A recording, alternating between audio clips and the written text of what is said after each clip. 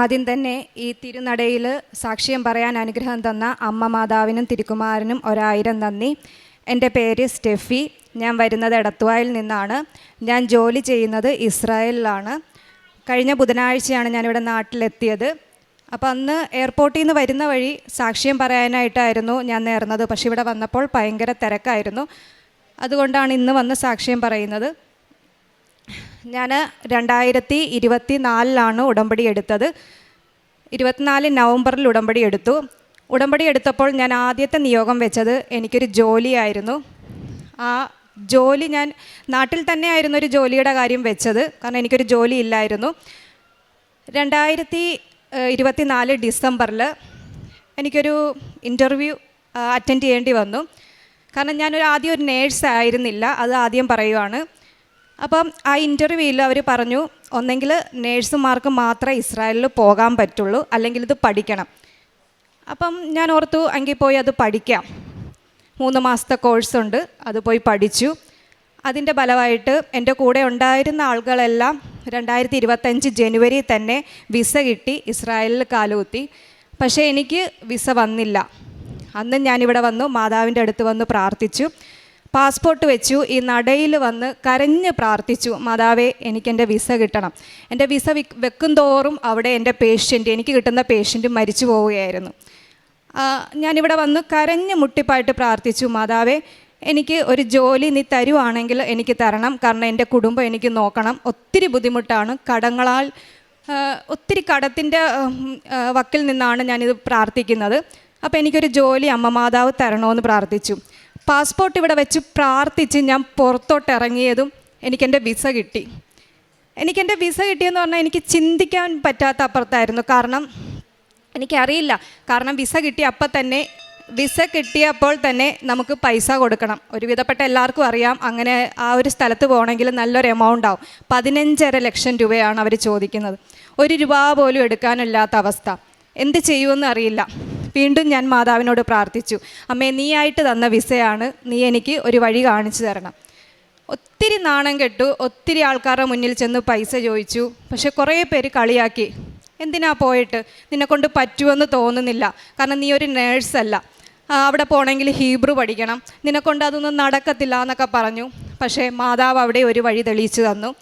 എനിക്ക് പൈസ തന്നു. 15.5 ലക്ഷം എന്നുള്ളത് 18 ലക്ഷം രൂപ അവിടെ പോയതിൻ്റെ ചിലവും. ബോംബെയിൽ ഇൻ്റർവ്യൂ ഉണ്ട്, അവിടെ നിന്നതിൻ്റെ എല്ലാ പൈസയും മാതാവ് ഓരോരോ വഴിയിലൂടെ എനിക്ക് തരികയാണ് ചെയ്തത്. അവിടെ ചെന്നു. ജനുവരി എനിക്ക് വിസ കിട്ടി. ഫെബ്രുവരിയിൽ ഞാൻ ബോംബെയിൽ ചെന്നു. ബോംബെയിൽ നിന്ന് ഇൻ്റർവ്യൂ. അവിടെ ചെന്നപ്പോൾ വീണ്ടും തടസ്സം. ബോംബെയിൽ ഇൻ്റർവ്യൂവിൽ ഹീബ്രു ചോദിക്കുന്നുണ്ട്. ഹീബ്രു എനിക്കറിയില്ല. എത്രയും പഠിച്ചിട്ട് തലയിൽ കയറാത്തൊരവസ്ഥ. ഇൻ്റർവ്യൂ ചെയ്ത് ആദ്യം കയറുന്ന 2 പേരെ അവർ കയറ്റിവിടും. 3ാമത് കയറുന്ന ആൾക്കാരെ അവർ റിജക്റ്റ് ആക്കി അങ്ങനെയാണ് വിടുന്നത്. എന്തോ ഒരു ഭാഗ്യത്തിൽ 3ാമത് ഞാനാണ് കയറിയത്. ഞാൻ ഓർത്തു എനിക്ക് കിട്ടില്ല, ഇത്രയും പൈസ വെറുതെ പോയി. എനിക്കറിയില്ല എന്താ ചെയ്യേണ്ടതെന്ന്. ഞാൻ ആ മാതാവിൻ്റെ കാശ് രൂപ അവർ മൊത്തം ചെക്ക് ചെയ്തിട്ട് അകത്തോട്ട് കയറ്റുന്നത്. കാശ് രൂപ ഞാൻ പോക്കറ്റിൽ വെച്ചു. ഉപ്പ് അവിടെ മൊത്തവും വിതറി. ആ ഉപ്പ് വിതറി അവിടെ അവരെന്നോട് ചോദിച്ചു ഇതെന്തുവാ. ഞാൻ പറഞ്ഞു കൃപാസനത്തിലെ ഉപ്പാണ്, കുഴപ്പമൊന്നുമില്ല. കയറിക്കഴിഞ്ഞു. ഇൻ്റർവ്യൂ ചെയ്തു.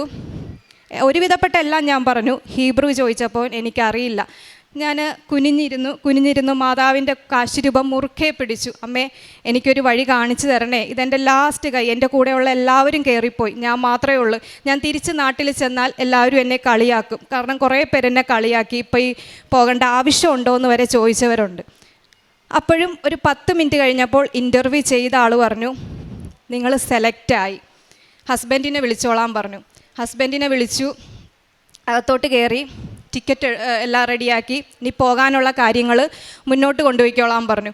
അന്ന് എനിക്കുണ്ടായ സന്തോഷം പറഞ്ഞറിയിക്കാൻ പറ്റാത്ത ഒന്നായിരുന്നു. കാരണം ഇത്രയധികം അത്ഭുതങ്ങൾ എൻ്റെ ജീവിതത്തിൽ എനിക്ക് മാതാവ് തന്നു. ഞാനൊരു ജോലിയെ ചോദിച്ചുള്ളൂ, അത് നാട്ടിലാണ് ഞാൻ ചോദിച്ചത്, എൻ്റെ കുടുംബം നോക്കാനായിട്ട് എനിക്കൊരു ജോലി തരാം. പക്ഷേ മാതാവ് അതെനിക്ക് വിശുദ്ധമായ നഗരത്തിൽ തന്നെ, അതായത് ഇസ്രായേലിൽ തന്നെ കാലുകുത്താൻ എനിക്ക് അനുവാദം തന്നു. ഞാനങ്ങനെ മാർച്ച് 1-ാം തീയതി 2024 മാർച്ച് 1-ാം തീയതി ഇസ്രായേലിലെത്തി. അവിടെ ചെന്നപ്പോൾ വീണ്ടും തടസ്സം. എൻ്റെ വിസയിലുണ്ടായിരുന്ന പേഷ്യൻറ്റ് വീണ്ടും മരിച്ചു. ഇവിടെ വെച്ചു അതുപോലെ തന്നെയായിരുന്നു. 15 ദിവസത്തോളം ഞാൻ ഹോസ്റ്റലിൽ നിന്നു. അപ്പം എനിക്ക് സാലറി ഇല്ല.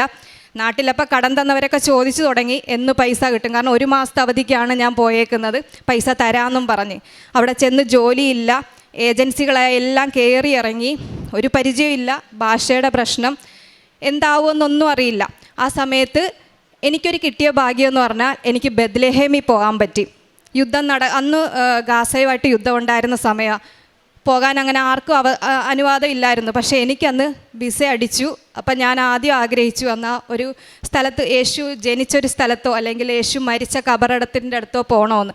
പക്ഷേ എനിക്ക് ബെത്ലഹേമിൽ പോകാൻ പറ്റി.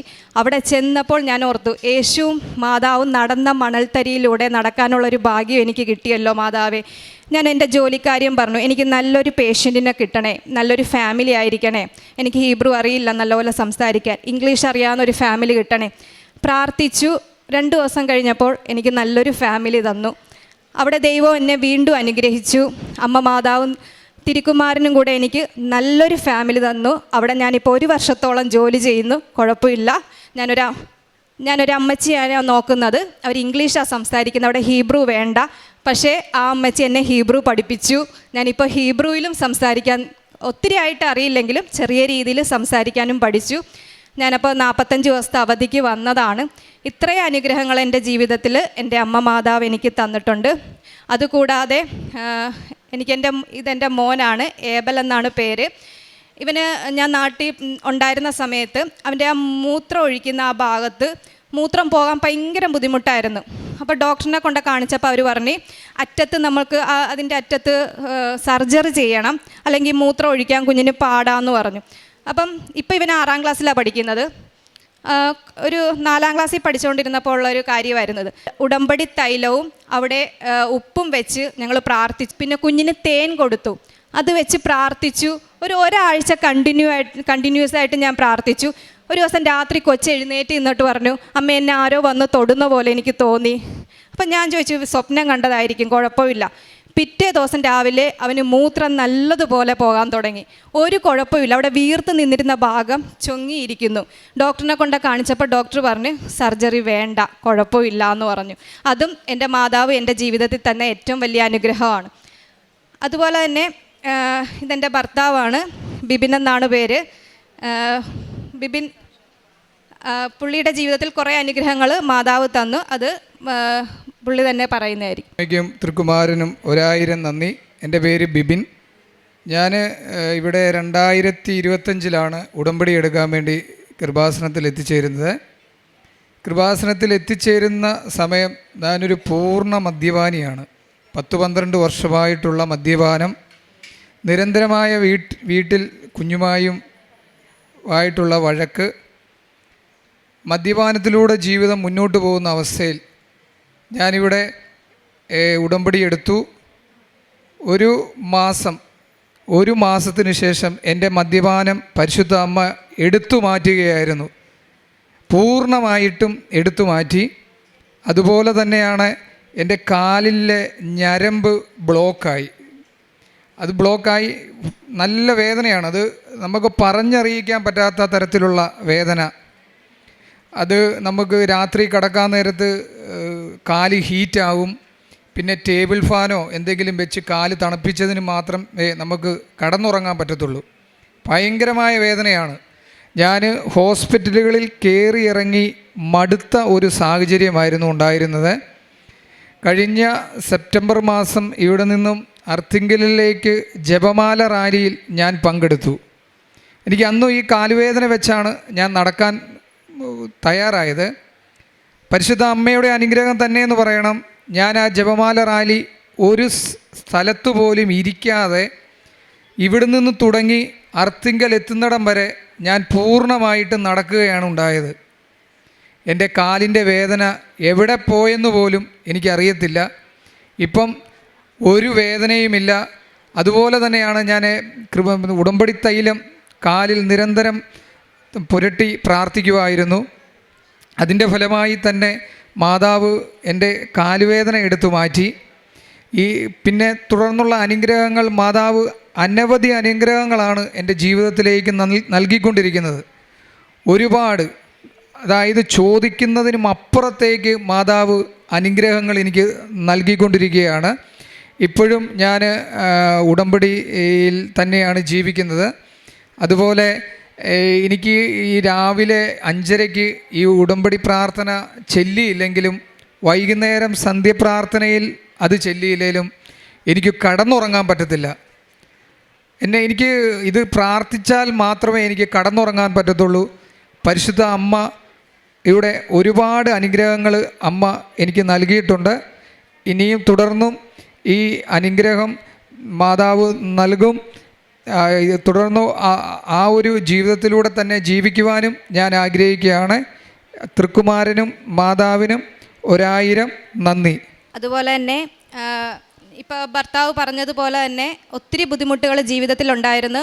ഭയങ്കര മദ്യപാനം എന്ന് പറഞ്ഞാൽ എനിക്ക് ഭയങ്കര ഇതായിരുന്നു. കാരണം എന്നെ കുറേ പേര് എൻ്റെ വീട്ടിൽ നിന്നാണേലും കുത്തുവാക്കുകളും ഒത്തിരി ബുദ്ധിമുട്ടായിരുന്നു. പലതവണയാണേലും ഇറങ്ങിപ്പോകാവുന്നൊരവസ്ഥയായിരുന്നു. വേണ്ടെന്ന് വെക്കാം ഈ ജീവിതം, അങ്ങനെ വരെ ഒരു സ്ഥിതിയിലോട്ട് വന്നുകൊണ്ടിരുന്നു. ഞാൻ പോയി കഴിഞ്ഞിട്ടും പുള്ളി മദ്യപാനം തുടർന്നുകൊണ്ടിരുന്നു. പക്ഷേ എന്തോ മാതാവിൻ്റെ ഒരു ഇടപെടലിലൂടെ പുള്ളി തന്നെ വിചാരിച്ച്, വിശ്വാസമില്ലായിരുന്നു, പള്ളിയിൽ പോയില്ലായിരുന്നു, ഇവിടെ വന്ന് പ്രാർത്ഥിക്കും തോറും ഞങ്ങളെ കളിയാക്കുമായിരുന്നു, അവിടെ മാതാവിൻ്റെ പള്ളിയില്ലേ, അവിടെ പോയാൽ പോരെ. പക്ഷെ പുള്ളി തന്നെ വിചാരിച്ചു, അഖണ്ഡ ജപമാലയിൽ തന്നെ പോയി ഇവിടെ വന്ന് ഉടമ്പടിയും ഒക്കെ എടുത്തതിൻ്റെ ശേഷം എന്തോ ഇപ്പം എന്നെക്കാളും കൂടുതൽ എൻ്റെ ഭർത്താവാണ് വീട്ടിൽ പ്രാർത്ഥന ചൊല്ലുകയും എടുക്കുകയും ചെയ്യുന്നത്. അത് ഏറ്റവും വലിയൊരു അനുഗ്രഹമാണ്. പിന്നെ വിശ്വാസം, ഭയങ്കര ഒരു വിശ്വാസത്തിൽ കൂടെ ഞങ്ങൾക്ക് മുന്നോട്ട് ജീവിതം കൊണ്ടുപോകാനായിട്ട് പറ്റി. അതുപോലെ തന്നെ കാരുണ്യ പ്രവൃത്തിയായിട്ട് എന്നെക്കൊണ്ട് പറ്റുന്ന രീതിയിൽ പാവപ്പെട്ടവരെ സഹായിക്കാൻ എനിക്ക് പറ്റുന്നുണ്ട്. പിന്നെ എനിക്ക് അവിടെ കുർബാനയ്ക്കൊന്നും പോകാൻ പറ്റില്ല, അതിൻ്റെ ഒരു ബുദ്ധിമുട്ടുണ്ട്. പക്ഷേ എൻ്റെ മാതാവ് എനിക്കത് ചെയ്തു തരും. ഞാനിനി ചെന്നാൽ എനിക്കവിടെ പള്ളിയുണ്ട്, ചോദിച്ചു കഴിഞ്ഞാൽ അനുവാദം കിട്ടുമെന്ന് എനിക്ക് നല്ല ഉറപ്പുണ്ട്. അതും എനിക്ക് മാതാവ് തരുമെന്നുള്ള ഉറപ്പിലൂടെയാണ് ഞാൻ മുന്നോട്ട് പോകുന്നത്. യുദ്ധം നടക്കുന്ന ഈ സാഹചര്യത്തിലും എന്നെ ഈ നാട്ടിൽ സഞ്ചാരി മാതാവിനെ എത്തിക്കാമെങ്കിൽ എൻ്റെ കൂടെ എൻ്റെ മാതാവ് ഉണ്ടെന്ന് എനിക്ക് നല്ല ഉറപ്പുണ്ട്. അതുപോലെ തന്നെ എനിക്ക് എല്ലാവരോടും പറയാനുള്ളത്, നമ്മൾ ഒത്തിരി പ്രശ്നങ്ങളിലൂടെ കടന്നു പോകുന്നവരാണ് ഓരോരുത്തരും. ഇവിടെ വന്ന് പ്രാർത്ഥിച്ചാൽ എൻ്റെ ജീവിതം പോലെ തന്നെ നല്ലൊരു അത്ഭുതം മാതാവ് ജീവിതത്തിൽ പ്രവർത്തിപ്പിക്കും എന്ന് ഉറപ്പായിട്ടും ഞാൻ പറയുന്നു. കാരുണ്യ പ്രവൃത്തിയായിട്ട് പത്രം കൊണ്ടുപോകുന്നത് ഞാൻ കൊടുക്കും. പിന്നെ ഹസ്ബൻഡ് ആണെങ്കിലും പത്രം മേടിച്ചിട്ട് ഹോസ്പിറ്റലിലും ഓട്ടോ സ്റ്റാൻഡിലും ഒക്കെ ഉള്ളവർക്ക് കൊടുക്കുകയും ചെയ്യും. പിന്നെ അവിടെ ചെന്നിട്ടാണെങ്കിലും എൻ്റെ കയ്യിലുണ്ടായിരുന്ന ഉപ്പും ഉടമ്പടി വസ്തുക്കളെല്ലാം ഓരോ പ്രശ്നങ്ങൾ വരുമ്പം ഓരോരുത്തരെന്നോട് ചോദിക്കും, നീ ഒന്ന് പ്രാർത്ഥിക്കും, നിൻ്റെ പ്രാർത്ഥന മാതാവ് കേട്ട പോലെ ഞങ്ങളുടെ കാര്യം കൂടെ ഒന്ന് പ്രാർത്ഥിക്കും, അല്ലെങ്കിൽ ഞങ്ങൾ ഇവിടെ ഓരോ ദേഹത്തൊക്കെ എന്തെങ്കിലും പ്രശ്നം, മുറിവോ കാര്യങ്ങളോ ഉണ്ടെങ്കിൽ എന്നോട് പറയും, നീ ഒന്ന് വന്ന് ഒന്ന് പ്രാർത്ഥിക്കുക. ഈ ഉടമ്പടി തൈലം അവിടെ പുരട്ടി പ്രാർത്ഥിച്ച് ചിലപ്പോൾ ഒരാഴ്ച എടുക്കും. അത് കഴിയുമ്പോഴേക്കും അവിടെ അതെന്തായാലും ഒരു മാറ്റം ഉണ്ടാവും. അതുപോലെ പാവപ്പെട്ട അപ്പച്ചന്മാരെ അമ്മച്ചിമാരെയൊക്കെ എനിക്ക് അവിടെ നോക്കാൻ കിട്ടി. ഇവിടെ തന്നെ എനിക്കൊരാഗ്രഹം ഉണ്ടായിരുന്നു ഓൾഡ് ഏജ് ഹോമിൽ വർക്ക് ചെയ്യണമെന്ന്. പക്ഷെ അവിടെ ചെന്നിട്ട് മാതാവ് എനിക്ക് അനുഗ്രഹം തന്നു. നല്ല രീതിയിൽ എനിക്കവിടെ സന്തോഷത്തോടെ വർക്ക് ചെയ്യാനും മാതാവിനെ അനുഗ്രഹിച്ചു.